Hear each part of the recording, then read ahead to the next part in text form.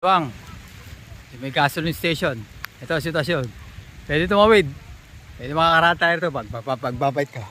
Ayan o. Oh. Oh. Isla na. Isla Balawang.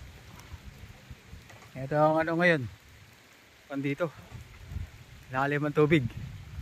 Malalim na oh.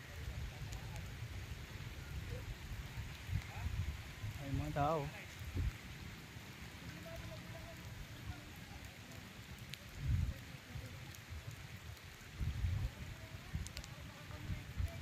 Lalim na daw doon sa may tulay, lagpas ng tulay, yung may patungong ano, barangay Barang. Yan sitwasyon dito. Kaya yung mga tricycle oh, bumabalik sila oh. Yan. Mga pick up, mga SUV pwede rito. Tricycle, kulig-kulig, palak, kalabaw.